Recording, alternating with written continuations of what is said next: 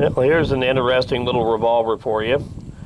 This is a Smith & Wesson Victory model. Now, during World War II, Smith & Wesson made about 250,000 of these. The vast majority of them went to Britain. And over the years after World War II, they spread out to just about every place where England had some kind of influence. Hong Kong, Canada, Australia, New Zealand, Israel, India. So you find these with all sorts of markings on them. As you can see, this one's marked Moravia Municipal Police.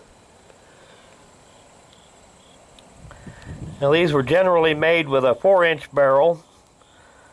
This particular one is a 5-inch. They may also made them in a 2-inch barrel, but those are pretty rare.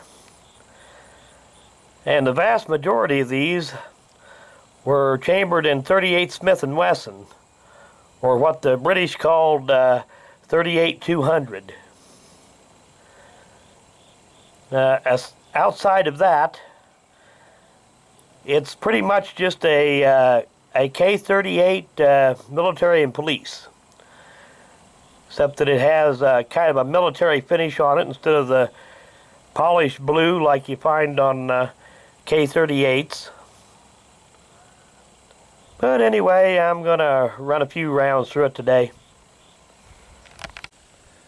Now, the 38 Smith & Wesson cartridge is just slightly bigger diameter than a 38 Special, shorter brass, and considerably less powerful than a 38 Special. Now, this one is 38 Smith & Wesson is typically loaded with about 146 to 148 grain bullet, but the British loaded them with a 200 grain bullet. That's why they called it the 238. I mean the 38-200. So these are a very pleasant shooting cartridge, not much power. And typically the ammunition is kind of semi-obsolete today, but it's still not too hard to find. A lot of the old 19th century, late 19th century and early 20th century pocket guns were chambered in this caliber.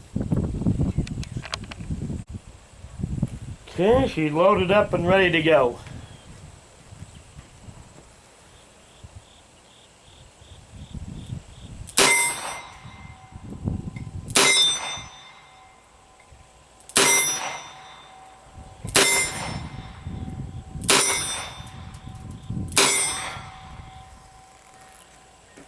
Very little recoil, not even a whole lot of noise with these things. Well, let's see if we can get all these markings to show up here. These guns were found with a lot of different markings on them depending on where they ended up. You can see this one here is Bavarian Municipal Police. Smith & Wesson markings on the left side of the barrel. The address line on the top of the barrel.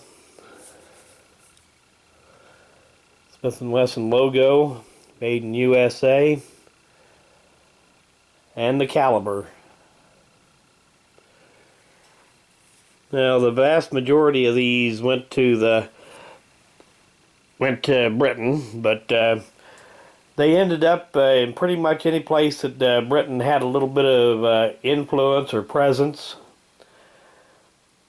Find them with Australian markings, New Zealand, India, Hong Kong, Canada, just a lot of different places, Israel, different Middle Eastern countries.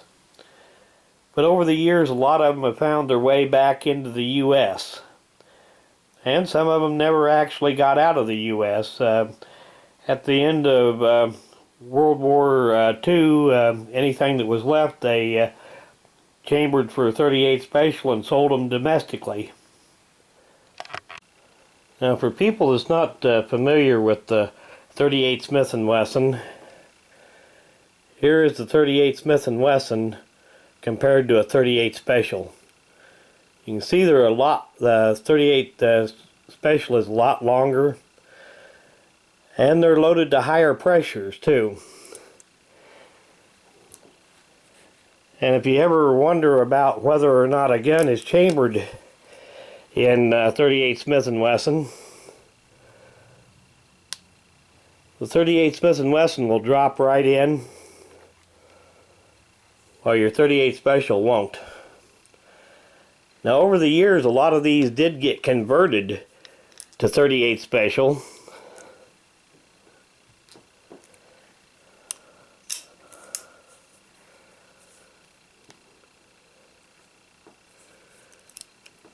Your standard, basically this is just your standard pre-war military and police with a kind of a dull Parkerized type finish. Just not as polished up as a genuine military and police. And they had a lanyard ring. Now the lanyard ring is missing on this one. And you can see the lanyard ring has, when it's been bobbing around, it's kind of chewed up the bottom of the grips a little bit. Nothing serious. You notice the V on the prefix on the serial number. That designates it as a victory model.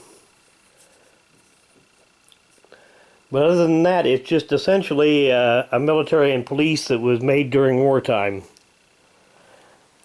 Well, I want to do an end of video shout out. And this one's for MilsurpGarage, and I'll put a link to the channel in the description of the video. If you get a little free time, go check it out. Thanks for watching.